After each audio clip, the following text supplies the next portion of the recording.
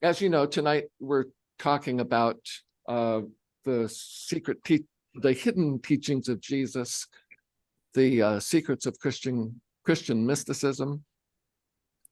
And specifically tonight, we're going to look at the well-known teaching of love your enemies. Terrific, right? That's the what are we going to do with that? So it cannot be easier than that. I know. It was easy for him to say, right? Not so much for the rest of us. So I would like to get a sense of, let's delve into what we normally think of, what the traditional understanding of that teaching is.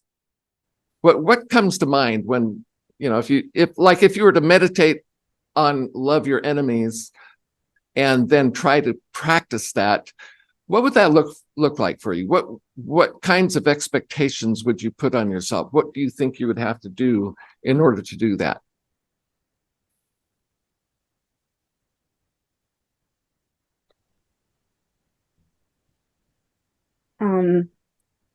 The way I see it is that it's almost like seeing yourself in them, that you see.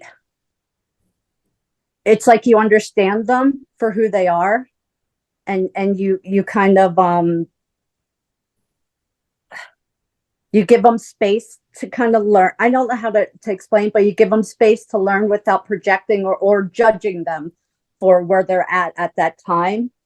So you could still have boundaries and protect yourself, but you could kind of still send them that loving energy. And that's maybe what I think of loving your enemies, is not sending them any of that heavy hating energy, maybe helping to send energy to help build them up, even if you don't have to even if you have to keep your space and interact and keep your distance from them and not physically interact with them. Your energy can still project onto them. But yeah, that's how I see it. That's great. Thank you. Who else? If your enemy, pray for them, and then you'll know you have forgiven them. Praying for them, just putting the light of Christ on them, and then just letting it go. It took the pressure off of me. You don't have to feel love to do love. That's beautiful. Yeah. Mm-hmm. Yeah, it's like, so I do the love as much as I can, or as much as I'm aware of it I can do, and don't worry about the feelings part of it. In fact, the feelings are a lagging indicator. For me, to love the enemy is to think about the things that we would naturally do for a friend or a family member. And it's to take a positive action, and an action that would actually help that person. Loving one's enemy can be finding a sense of commonality in the situation and what you have in common. I think for me, I needed to kind of find out what is the definition of enemy, because some might say it's an oppressor or negative energy or whatever. But come to full circle, that enemy has become me. So we may be talking about circumstances that are relatively easy, where we're dealing with somebody at work, or we're dealing with a family member, and we're dealing with somebody who's rational, to some extent. The real challenge comes when you're faced with an actual enemy. This is where it really starts to get to be a test, because when Jesus was talking about this, he was, it's a different world. He's in the Middle East. In the Middle East, it hasn't changed much in a few thousand years. There's a lot of warfare. There's people with guns and killing each other, and you say the wrong word and you're dead. And he was teaching to an occupied people. Judea was occupied by the Romans. So let's look at it in those terms. Maybe we could put it in in the context of, say, if you were a police officer and there was somebody, facing off with you, trying to kill you, where does love your enemy apply in a situation like that? This just makes it a little more challenging. I guess still not putting on personal emotion, still trying to keep the greater good in mind at whatever the situation is, the greatest good for everything, where everyone could get out of what situation they're in with everyone's best interest at mind. And if you can't, and if that person is just, and you have to fight them, you still have to kill. I mean, it's still, I wish it could like more of a euthanasia and more of a saddening of the heart, even if it's to the death, than a yay, I killed I hate when people celebrate that. It's even if it's the worst person, it's euthanasia of a soul and an enemy that has to go. And maybe that is still loving in a way, even if it's not that emotional romantic love. It's the love of one being for another and the love of the greater good of whatever that may be in whatever situation you're in. I liked what you said earlier about giving them space, right? Giving them space to be themselves. Being willing to confront, to hold the other person accountable. That can be a part of it. You're saying holding them accountable? Yes, in the tradition of the Hebrew prophets, who held the priests and the kings accountable. So let's talk about love. We know there are different kinds of love, right? There are 4 or 5 different kinds, the way the church describes them in Bhakti Yoga. They talk about the various kinds of love. But we know there's familial love, there's erotic love, there's brotherly love, there's all different kinds of love, right? So you probably have heard me say this before, but I have a working definition of love. And when I say working definition, it's something that you don't have to take as true. I'm not saying this that you have to agree with me on this, but it works and it helps me see into this action of love more deeply. I call it connection. And by connection, it's almost like, in the movie Avatar, the blue people on the moon, Pandora, they would greet each other by saying, I see you. That was the first thing they did. And it's very similar to when Hindus say namaste, which means the God in me recognizes the God in you. So that's really a deliberate, intentional pulling aside the veil, pulling down the filters to really look and see the person, a direct connection from soul to soul, self to self. And so it helps me when I'm in a direct confrontation with somebody. I'm going to refer to another movie here. Karate Kid. Miyagi is teaching his little smartass protege, and Daniel, he looks away, and Miyagi really gets in his face and he says, look eyes, always look eyes. Remember that? You do not want to break your connection with the person. See, because that's like an outer manifestation of an inner reality. Because when we look away, that's when we're dismissing the other person. We're minimizing them as a person, as a present reality in our lives when we look away. So it's really referring to an inner, staying focused on the person without filters, without judgment, but just really being present with them to see not only who they are, what they are, but especially in that kind of a situation where you're actually in a battle or in a fight with a person, you want to know what they're going to do next, right? And that's an extraordinary advantage. And even if we're not talking about an extreme situation like that, when we're with each other, and we can get into that frame of mind where we're looking at what's coming next. You see, that's even a deeper connection because you're actually in the flow with that person's reality. So you're getting in the same boat that they're in, so to speak, and you're going down the same river. You're seeing what they're seeing. This gives you such an insight into the other person where you almost start to become one with them. And that's the literal meaning of eros, is to become one. It's almost like consuming the other person where you become one with them. So this is raising that up a notch and saying, okay, how is the life energy in you moving? What is it doing?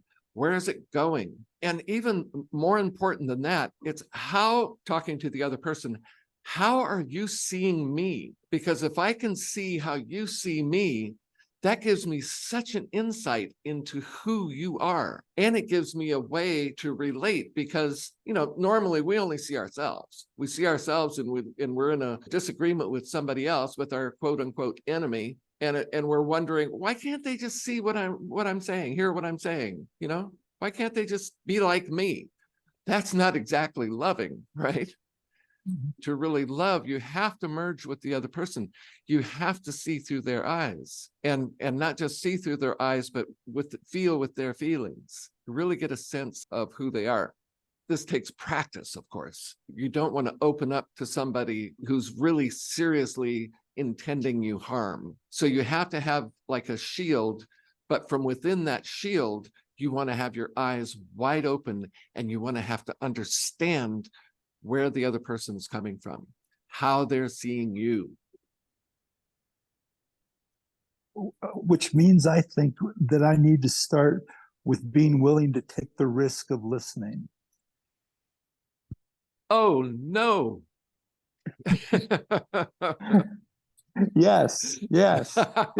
One of my practices in my world of politics is setting up one-on-one meetings with my enemies and having the chance to listen to them and find out what their thoughts and motivations are, and not be as concerned with me telling them anything unless they're curious about it. I've been a community and political organizer for most of my working career since college. That means largely I've been working for organizations that bring people together who are lacking in power and in the ability to influence their world. And so my usefulness in that situation is to help them get a handle on that and figure out how they can take steps to make changes, small at first and then larger.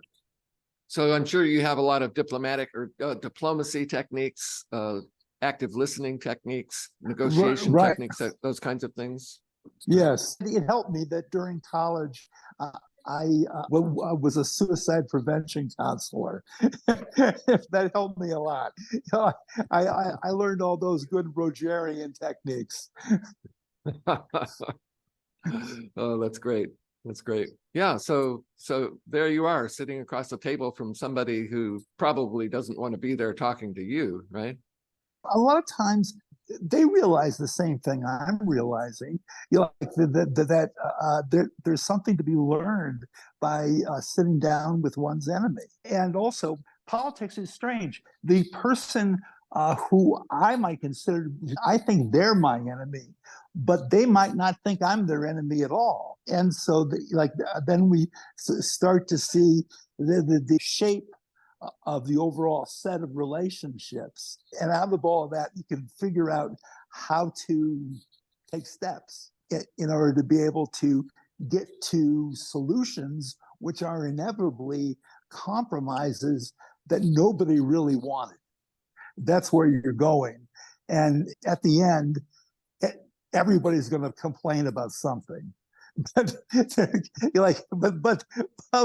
hopefully there's going to be stuff there that you can take home and say, yeah, we did that. I have a question, kind of Sure. that's just come up from this that hadn't really occurred to me before. So we're familiar, when the master said, love your neighbor as yourself, right? The second greatest commandment. And I think one of the responses to him was, and who is my neighbor, right? Wasn't that a question posed? It hadn't occurred to me to ask, how do we define who our enemy is, right? Yeah. And how does one know? Where is that discernment? Yeah. Well, we're in an interesting world right now, very different, at least in scale, to what the world has been, in that we're living in one world. I mean, we are aware of everything going on all the time because of the internet, because of communication. We can pick up our phone and call anybody anywhere on the planet, just about. So it's kind of changed the definition of neighbor. And now, there's a lot of attention on climate change and how people need to work together to mitigate that in whatever way. I know that's a very controversial subject and all of that, but that too is bringing people into more of a global village mindset. But we can't let that blind us to the fact that what neighbor means is essentially the in-group. It's those who are like us, right? In those days, especially when there weren't any forms of mass communication, there was only the local community and then the national community. The world existed in concentric circles. And so your neighbors were those who occupied with you that smallest circle in the center of your universe, right? Of your world. So an enemy then, almost by definition, was anyone not in your inner circle, right? Right. It's Other tribal conscious. Yeah. Right. Neighbor means who's in your tribe. They're the ones who live next door to you. Not across the border, but Right. across your picket fence, right? Yeah, right. So, and in those days, particularly because, the world was so different then, everybody had to pretty much defend themselves. They couldn't call 911. Right. And so anybody that came along that they didn't know, they were automatically the enemy. Suspicious, yeah, sure. Yeah, Yeah, and to be fair, there was good reason for that. I mean, people. Yeah. So now we're looking at, in terms of today, the way everything has been politicized, we identify with a particular group, a mindset, and then anybody who is not of that mindset, they are automatically the enemy. They're the other. Yeah. You see, and all of that ingrained down into our genetic code, just the way we're wired on the inside, the same feelings that in the olden days that would raise all the red flags if we encountered somebody that we didn't know and we immediately assumed that they were an enemy, then we would find out whether they actually were or not. All of that internal wiring that we have deep within us, that same wiring is being activated when we encounter somebody who doesn't think like we do, right? There's a different ideological perspective on the world. So, and this it's very dangerous because of the extremes to which the polarization is all the algorithms of social media has just exacerbated the polarities to, I think we need to look at it a little more narrowly. Obviously, when you're at war, they're the enemy. Somebody who actually wants to harm you for some reason by stealing from you or breaking your house, that would be an enemy. But people who are in unhealthy, abusive marriages, one of those people is an enemy. And there is probably more of that going on in the United States than any other form of enemy. I worked a lot in social services with people who have these problems. And, if you're alive, you're probably going to know a few people who've been through it in your own circle. But that's it's a different way of dealing with it. How do you take the same principles and to deal with it when it's an up close kind of thing like that? And you know what exacerbates that, Lyda, is because there's a sense of betrayal. Because why are you being my enemy when you are supposed to be in my inner circle, right? Mm-hmm. That just adds fuel to the fire and intensifies the whole situation because the person is acting in an extreme way out of they're breaking the rules. They're supposed to be there for you, not against you. And so that's a huge betrayal. Yeah, it is. And it doesn't even necessarily have to involve violence. It can be emotional, psychological, people trying to control people, people working out their childhood garbage on you kind of thing. But it's still that when it comes to the point where they are harming you by their behavior, they're your enemy. So in a situation like that, which is really a hellish place to be, by giving the person space to be who they are, you're not trying to make them be something that they're not. One negates the other. Giving a person space to be who they are without you trying to project on them what you think they should be because Mhm. they're not meeting your expectations. They're breaking their promises. They're not filling the role that they, signed on to play in your life. So as long as you are trying to persist in seeing them that way, you're not seeing them as they are. When in fact, if you were to take those filters off of your eyes and see them for who they actually are, it might become very obvious that the thing you need to do is get the hell away from them. Yeah, Right? those filters are generally called denial, uh, but it's, that kind of dumps the responsibility on the victim. But yeah, you get into this honest means, and it probably didn't change overnight, but once you're there, yeah, you've got filters on there that have analyzed and rationalized everything, and then one day you can't. And that's Yeah. that's the danger time. But yeah. In the context of what we're speaking, filters being used in that way is a pretty good definition of insanity, It is. because you're not in your right mind. No, life is being controlled by the gunk that's coming from the other person. And usually the projection is kind of a form of trying to love the other person, trying to make things good, trying to make them right. But then you have the flip side of that, where you're just in an out and out pitched battle with them and you hate them, but the hatred, either hating them or loving them, still ties you to them. And the hatred wouldn't even be possible if you were seeing them correctly, which means without a filter, to see them as they actually are, to take the binders, instead of trying to bind them into an image that you have of them, you take that away and you see them for who and what they really are. That clears the field for positive action. So I would like to do an exercise with you, take just a couple of minutes to do, and just maybe take a deep breath or two. Just really take a deep breath, belly breath. Let your belly extend out, draw the air all the way down deep into your lungs.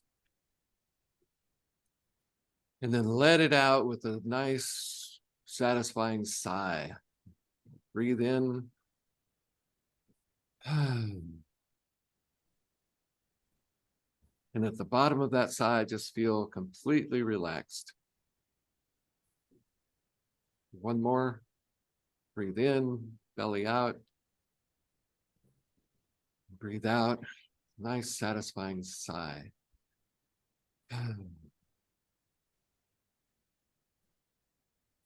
Now I want you to visualize the person who is your enemy. Somebody either, somebody sure, or you may not know them personally. It might be just somebody, every time you think of them, you just hate them. And see that person in front of you at a safe distance. And surround them with a bubble. Just put a bubble around them. And now, with your own energy, and you can use your breathing with this, energize that bubble with your own vibration. You're putting your vibration into the bubble that surrounds them. So you're kind of encapsulating them with your vibration.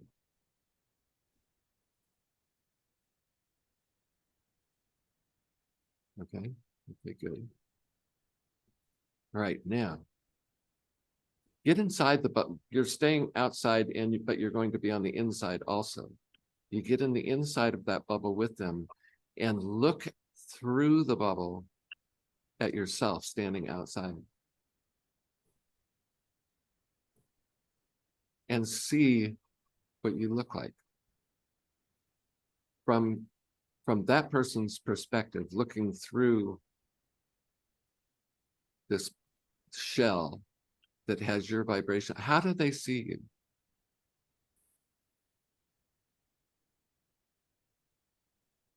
Do they see you lesser than they are? Or do they see you as a threat?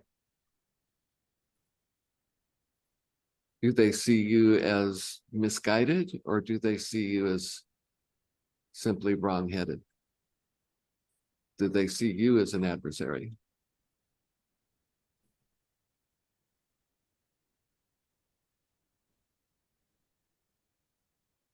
What's the feeling like?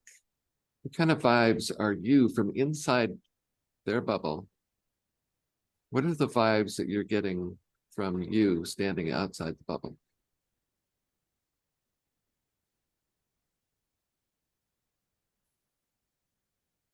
Don't be afraid to see yourself as they see you, because it might not look good.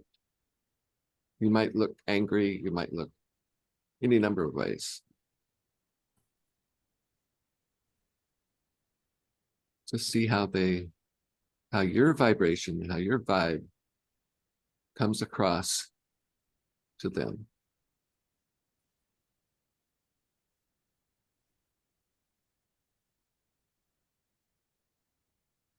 Okay, so now to complete this, so I always want to complete this kind of exercise, come back out of the bubble, rejoin yourself on the outside. See the bubble that you've placed around that person. Withdraw your energy from the bubble. Take your vibe off of it completely. And then let that bubble disappear. Thank the person and let them go.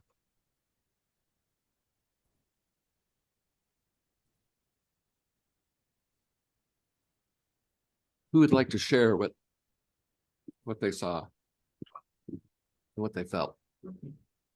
It brought me back to what you were saying about seeing each other. I can actually feel the person's wanting acceptance and wanting to be seen. It comes down to a lot of just perception. Perception, right? Mhm. That's what we're dealing with here, isn't it? Mhm. I think my mother probably said to me early on in life that I'm my own worst enemy. And she wasn't wrong. Yeah. One of those momisms. Yeah. For me, I love this exercise. I could see me using it for many different situations, but for me, in this exercise, I was my own enemy. It's that weakest part of me that makes me act out of character.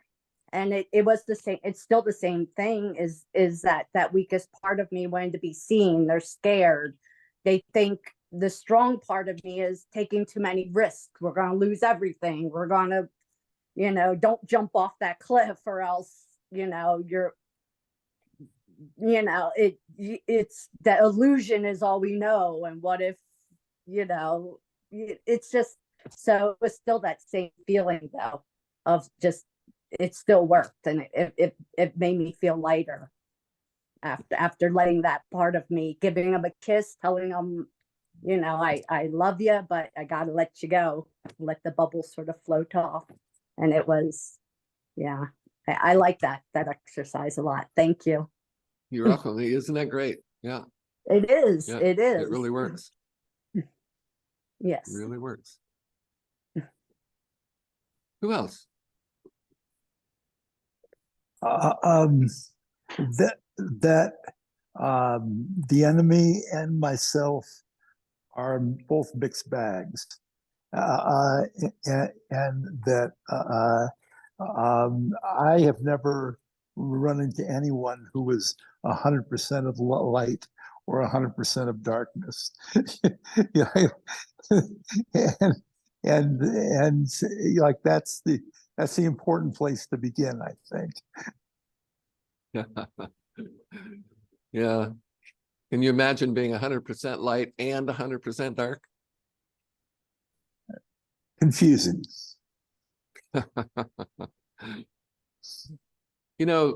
With this kind of exercise, it's very important to complete it. This is where you want to think of it in terms of a circle. where whenever you visualize something, I'm sure you felt how real this is on the plane that we were doing this on. It's not the physical plane, it's the mental plane, and it's the spiritual plane. That whenever you do something like that, you want to undo it. You go into it and then you come out of it. You see. So this is perhaps different than what some of you have experienced before. This is more along in terms of Hermeticism. This is where we're actually using the forces of mind and feeling and spirit, and we're stepping out into the domain that those things exist within, and we're learning how to use to navigate our way through those domains. So one of the cardinal rules is whenever you do something like this, and then you undo it. You do it and you undo it. So, and if you've studied ritual at all, say like in a church or like a Hindu temple or Native American rituals, you'll find the same pattern. There's a preparation, there's a doing, there's an establishment of something, and then there's an undoing.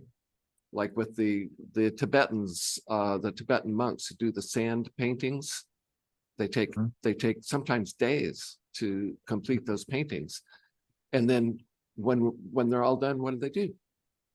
They sweep it up. Let them go. Pour it into the ocean or the water. Yeah. So you want to do that, and you'll notice too, if you remember this, and you look at certain prayers, like the Our Father, for instance, you'll see the same pattern. There's a reaching up, there's a connection, there's an exposition or an unfolding of something, there's an offering, and then there's a tying it back up and releasing it. You see? So this is a universal pattern. And I'm so glad you were able to get front row seats to it. Just remember, it's good. This is really good, because this is how creation works. This is how God set it up. And what we do, what we're involved with in these kinds of studies, these kinds of deeper dives into spiritual matters, is we're seeking to understand how these things work, so that we're not just going through life blindly at the effect of them, like living into somebody else's picturing, right? So when we learn how to do this ourselves, then we're not so likely to get caught up in somebody else's construction. You see, and this is true spiritual freedom, because if you're not aware, if you have your eyes closed to this level of reality, then you're prone to be caught up in whatever is going on in the mass mind. So it's through practicing this kind of conscious, open-eyed within awareness that actually makes you free. This is the truth that will set you free. So in this coming week, remember what we did in this exercise and try it. Use it in different situations with different people, and see how you're notice, kind of step outside of yourself and see yourself interacting with the other person. How are you perceiving them, and how are they perceiving you? And try to get a sense of that, and take notes. Do some journaling with it, and then when we come back together next week, then we can go over those notes and see how it worked out. Deal? Thank you very much. You're very welcome. I'm glad you came. Nice seeing you all. Now I'm going to upload this to YouTube. Is there anybody that would rather not be on a public YouTube video? All right. Shelley, I thought maybe you, I will edit your part out. And anybody else? No, I think I'm okay. Okay, great. Thank you, Michael. This was excellent.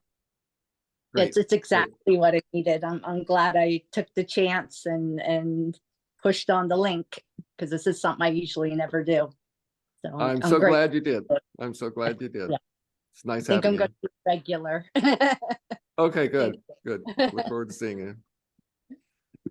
All right, everyone. Michael. Have a good evening.